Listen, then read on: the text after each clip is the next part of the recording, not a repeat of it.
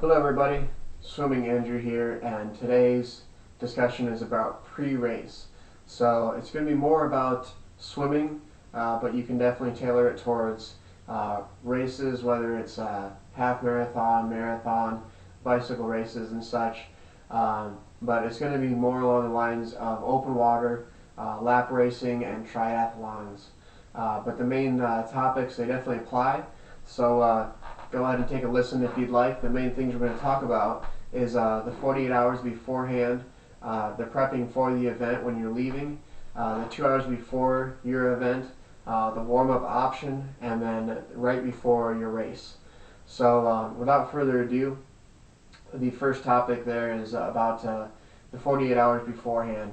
That time period a lot of times is almost underestimated as far as the type of things you should probably start thinking about as far as like sleep and food and prepping your gear. So we're going to talk about that real quick.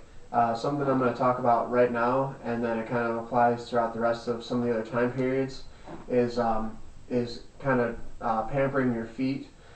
Since our feet, we use them for everything we do. A lot of times for swimming and for running. It's a good idea to pamper your feet, whether it's using different types of cleaners to clean off all the underside of your feet, or what I'm specifically referring to is kind of lubricating your feet with moisturizers and stuff like that, and putting a sock on and sleeping with it like that. So try that out before you get in the pool for your the next time you go do a swim workout the night before, or even a couple hours before. Just take some regular type of moisturizer, put it on your feet, put the sock back on, and you'll feel a difference in the water. But that 48 hours beforehand is definitely a good time to do that. And then we're going to touch on that just slightly in the 2 hours before, right before the event. But that's definitely something that you can do that will help. Another thing for the 48 hours beforehand is some good sleep. Since the night of the race, a lot of times you have to get up in the wee hours in the morning and make the commute and get all your gear together, and it's kind of high strung, and as soon as you wake up the morning of the race, you're immediately thinking, okay, I gotta do this, and it's go time, let's go. So that the two nights before the race, make sure you get some good sleep, okay? And make sure you're getting some good stretching time before you go to sleep, and when you do get up, stretching the legs out, and even just letting the arms relax, doing different stretches that really let your arms relax. And we're going to touch on some of those go-to stretches when we're in the warm-up option and right before the race section of this talk. But get some good sleep, some good rest, okay? Another thing you want to think about is along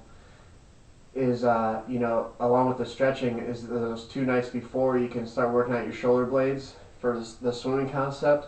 A lot of times swimmers have this pain like right here in the shoulder blades. And what I like to do and recommend is having a racquetball or a tennis ball, and you can lay on the ground and just work that out, or against a wall too. The wall's kind of more preferable because you can control the intensity of how much you're digging in. But you can definitely work out those knots, and that feels great before you go to sleep. So you can work out those knots, drink a good amount of water, and that'll flush out a lot of those knotted areas. Okay. So the other thing we're going to talk about with the 48 hours beforehand is the concept of food. And being an athlete, being someone that works out, you're kind of, at least I am, I'm kind of always thinking about food as I'm working out. Like, what am I going to eat after this? And protein shakes or whatever. There's all kinds of different things you can think about. But the reason I'm bringing it up is because since you're going to race, you want to have certain things in your body that you'll be able to burn off, that you'll have access to, certain things. And I definitely encourage you to do your own research, of course. But definitely certain things like potassium and calcium and sodium, because you're going to be burning those things off. And those 3 things are very essential for our body, but it's also really essential for preventing cramps. And it's in regards to swimming, if you've experienced like a foot cramp or even a thigh cramp, they're pretty debilitating and they hurt a lot. I've had a thigh cramp a couple times, but I think that was because I biked pretty intensely and ran before I swam. So I think that all that impact and then being really loose and fluid in the water kind of made my muscles seize up. But foot cramps are very common for swimming, and so you really need to prep for that. And obviously hydration is incredibly important for that. But those three things, and I'm just going to real briefly tell you a couple things that are real rich in those three different categories. When people say potassium, usually first thing comes to mind is bananas. Those are very rich and great in that category. There's apricots and orange juice and raisins. Those are really great sources of potassium. You can also have in sodium, obviously that's table salt. You can have sodium in baking soda, soy sauce, and salami. And calcium, obviously that's in milk. There's been a season where I was just drinking a lot of soy milk or silk milk, and that has kind of a higher level of calcium in it. Also, lots of different greens like spinach, broccoli, and kale. That has a great source of calcium. But do your own research on that. A lot of people beforehand they'll have big pasta dinners, and I'm a big advocate of that. The last half marathon I ran, I had a big pasta dinner the night before. All those carbs in, but kind of work some of those other things in. But look into that yourself. There's a man named Joel Wallach, and he is incredible about nutrition, supplementation, and he kind of flies in the face of a lot of doctors that just say vain, repetitious stuff of saying we need less salt, you need less calcium if you have bone spurs and other things like that. And he says you actually need more of those things. But his name's Joel, Joel, Wallach, Wallach, and he's incredible. So listen to him. I definitely have all of his information, but he's in charge of a company called Longevity. But at any rate, look into those things. Those are very important. So getting off the food topic, we're going to talk about real quick the concept of doing your research and having all your things prepped that 48 hours before you go. Look at Google Earth, look at the area you want to park in. If that parking lot's full, go to this parking lot. If that parking lot's full, then go here. Print out those things. That race confirmation, print that out and have that ready to go. Start staging your gear so that it's not the night before. You start getting those things together. You can have that extra set of goggles that you have as a backup, dig those out and put them on that gym bag and let it sit right by that front door or back door or whatever that you're going to leave out of. Start getting that stuff together. Whenever I register for a race, I go ahead and, even though they say I'm going to send you a race confirmation, I do a print screen and throw that into a Word document so it has the race confirmation number and all that jazz on it. So that way I can say, no, I registered, you took my money, give me my tag, I'm going to run. But have that stuff printed out. It makes it easier on you, less stress. But that 48 hours beforehand, that's definitely a really good thing to do. The next topic is going to be the prepping for the event and leaving. Definitely, like I just said, have that extra gear. Your swim cap, your extra set of goggles. It's almost a sure thing that you're going to be at the race start, and some people are going to say, I'm wearing my running shorts because I forgot my swim shorts, and these other things they happen, but try not to be that person. And I like to leave my gear by the door, and every time I look at it, I think like, okay, did I grab this and this? And then if I'm doing something, I'll write it onto a sticky note or whatever. But if I have the time, I'll go and get it right then. I'll put it on the top of the bag, so my bag just has more and more gear on top of it that I know that's going to go. Along those lines, something that I really like to do that I find effective is that I mentally go through what I'm going to see and need when I'm transitioning. And I'm referring to triathlons, like when I'm transitioning, when I'm coming out of the water and I'm running to the transition area. What do I want to see? I want to see my bike. I want to see my helmet on the bike seat. I want to see the towel with my running hat, my watch in it, and my two shoes with the socks in it. You start visualizing those things, and that way you have that checklist that you're going off of. So when you're holding the keys in your hand, you're about to leave, you can sit there and just take 3 minutes and say, okay, yes, I have that. Yes, I have that. And just go through the raw basic stuff first. Okay, I have my bicycle. I have my goggles, I have my swimsuit, I have my running shoes. Okay, I'm gonna be able to do the race. And then I have my favorite pair of socks. I have the shorts I'm gonna run in, and just go through the secondary stuff and go all down the line and just all the way till you have your backup stuff. So that mental checklist is really important to me, and I definitely want to relay that to you, that it's effective and it's good. Another thing is just making sure that before you leave your home, you have that time to go and use your own restroom where you're comfortable at, so you don't have to worry about porta johns and other people's hygiene that are going in and out of those places. Sometimes that's just inevitable, whatever. But before you leave, make sure you have that time to just be like, okay, like I'm just gonna go and use my own restroom, and before I go make this commute, there's no need to jump in the car and be leaving really quick when you still need to go. But that's definitely a big prep for the event issue.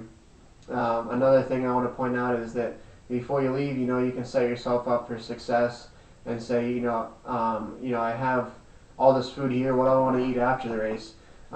Just this last race I did, it was a half marathon, and I made 2 peanut butter and jelly sandwiches and wrapped them in paper towel, put them in a Ziploc bag, and I said when I'm done, I'm gonna have this for sure. I don't need to buy food, and that'll be a nice.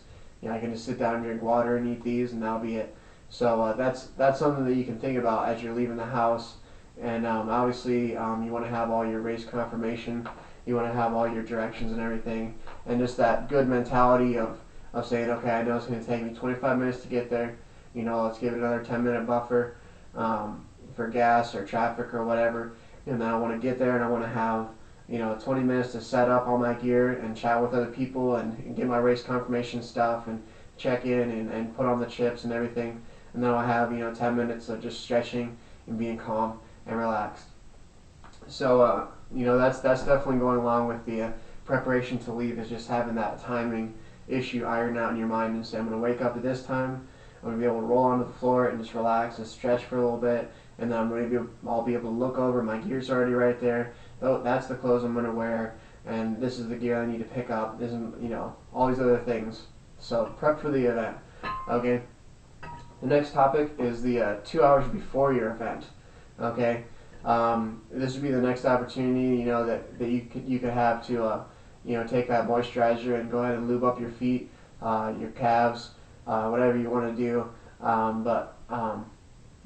like to do that. I think and I've seen other people with spray cans of stuff that they put on.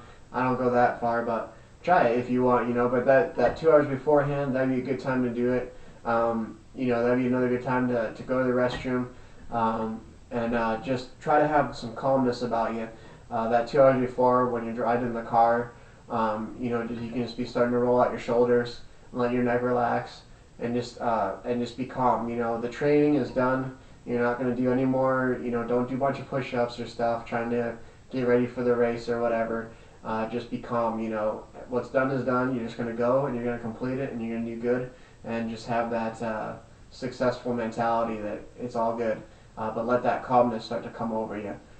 Okay, as far as eating things, that 2 hour time span before you go, that kind of varies from person to person. Some people do eat. I mean, I think as a rule of thumb for me and for most people, just a little snack of something like one banana, or for me, I like those orange peanut butter crackers. So you can have that. What I would suggest is instead of eating that stuff in 50 seconds, kind of spread it out between 5 minutes or 7 minutes or whatever. You can eat a third of the banana and then kind of stretch and relax and kind of just be loose and just be standing under a tree and have all your stuff staged, and you can just be relaxing and then eat a little bit more and then kind of stay loose and stay warm. But that food issue before 2 hours before your race, it kind of just varies. It's up to you, but that's definitely another option, and that's something that ties into your before you're leaving the house mentality, is saying, okay, I'd really like to eat this before the race, so pick that up or whatever. So there's that. Something else that I like to do at times is not have a peanut butter jelly sandwich, but I just take a slice of bread and I'll put peanut butter on half of it and I'll just fold it over, and it's really quick and easy. You can just have half a loaf of bread or whatever and a can of peanut butter and kind of share it with you and your buddies or whatever, and just kind of have a couple of foldovers like that. That's really good too. And it might some people say it's heavy. Some people say that it's heavy, that bread and everything. But I think it's nice and filling. There's that option too. That 2 hours beforehand, the last point I have on that is just start to visualize and start to see what you want to do on your race. Whether it's a lap swimming event, whether it's open water, triathlon, marathon, you can start to say, okay, I know I want to start strong. Every fourth of the race I want to do a good surge, and then the end of the race I want to be strong. Or like for triathlons, you're saying, okay, I want to be sprinting into the shoreline. I want to get up and I'll be running through the water when it gets shallow enough, and then I want to have a good strong jog to the transition, and start to get that visualizing of the awesome successful race you're about to do. So that's the 2 hours beforehand. The next one is the warm-up option. If there's a warm-up option, if they say you can go ahead and get in and swim, I usually do it. It kind of just depends on the morning, but 9 times out of 10 I do get in and swim. A couple of things I want to point out for that is that if you do have that option, if you're planning on it, if you're thinking about it, definitely think about when you get done swimming, because you're most likely they pull you back out of the water and then they go over the race shakedown that the guys talk about, the course and everything, and they talk about all these other things, the rules and regulations and the safety, and then they have the first wave go and all these other. So make sure you have, what I'm getting at is make sure you have like a hoodie, or you have a towel, or a garbage bag. Those work great too. You can put it over you. Obviously, poke a hole in the garbage bag, so you don't have a cool space helmet. But you definitely want to keep your warmth. If you're going to do a warm up option, then it's like, don't warm up and then cool down and get cold, and then your muscles tense up. I've had that before, and it's one of the coldest times I've ever been in my life. Go to Salvation Army and get a towel for 50 cents, and if someone steals it or gets lost or blows away, then whatever. Don't be cold standing on that beach. Don't be don't get in and then get out and then just like walk around in just your swimsuit. At least put like something on. But that warm up option, definitely I encourage you to take it. But definitely stay warm when you're done. And when you do that, when you get into the water, think about your technique. Like I said just a second ago, it's not time to race. It's not time to do a workout. It's time to just stretch and be fluid and be relaxed and get in there and just think about your hip rotation, and just think about getting that good arm extension. Really try to roll onto those hips and really stretch out, and let that side be really long, and just relax and be in there and be in it, and let your head be relaxed, and just have a good warm up, and so that's really important is don't hurt yourself, and the last two things on that is as far as race mentality, when I speak to people about triathlons and doing open water events, I let them know that it's a good thing to have this race mentality of, I'm going to do 20 strokes of freestyle, and then I'm going to do 5 strokes of breaststroke, and I'll pop up and I'll look around and make sure that I'm going the right way, and I'll see where that orange triangle is, and I'll see where the pack is, and see where I'm at, and see where the lead guys are, and then I'll go back in and I'll start going back into freestyle, and I'll start killing it again. But even if you're by 3 guys, the 4 of you might be going this way, and the 4 of you are just killing it and just going at it, but then you pop up for your breaststroke and you realize that the rest of the herd is going this way, so that race mentality is something I like to share for open water and triathlons. I think it's a good thing to do, and so that's a good race mentality. If you're doing lap swimming or it's just a swimming pool event, like a high school event or something, just have that mentality of saying, like, I'm going to start strong, the end's going to be strong, and I'm going to surge every time I come off the wall, whatever. But that's good for your warm up options. Start to get that mentality and start to have that game plan. Lastly, for the warm up option is when you get out and you have you have that towel and you towel yourself off and then you put the hoodie on or whatever. Stay warm. Keep moving around. Shake out your legs. A lot of times I'll just kind of kick my legs out and just stay warm like that. I'm going to go ahead and talk about a couple of quick stretches that I like to do that I feel are just awesome, that I share with people a lot, and they help really shake out your deltoids and really keep like your back muscles relaxed. So you can do this before your warm-up option. You can do them after. You can do them right before your event. You can do them not at all. But these are the ones I like to do. So like you're going all the way out and you're crossing over, and then each time you cross over, the opposite arm is on top, and you're letting your thumb, this top part of your arm right here, is kind of just going ahead and whacking the deltoid there, and it's not super hard, but it's kind of assertive, but it feels good, and it really loosens up those shoulders, those deltoids, and that one's an excellent one. There's the one where you're reaching up, like you have a question in class, you're coming down, you're letting your pinky brush your thigh, the back side of your thigh there, and going all the way up, and you're still like however many. You can do five forward and then 5 backward, and then when you're doing forward, you're letting your thumb brush your thigh. You're letting your thumb right here brush your thigh.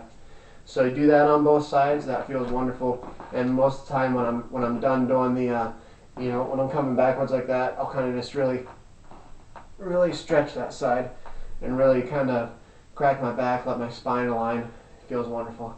The last one I want to show you is you kind of buckle over like this, and then you're letting your arms come all the way forward and all the way back like this, and then you're coming like this. And you're really letting your arms come up, and just kind of, you're not really cranking, but you're letting them come up like that, and your deltoid feels it right here. And so you're kind of doing this number here, and you're kind of letting your hips rotate a little bit too, but that one's excellent. So those couple ones, along with any other ones you want to do, but that really kind of lets your shoulders relax. Definitely roll out your shoulders forward and backwards, and you can do head circles and stuff. But warm-up option, those are an excellent time to do those, because you want to stay loose, you want to stay calm, relaxed, and peaceful.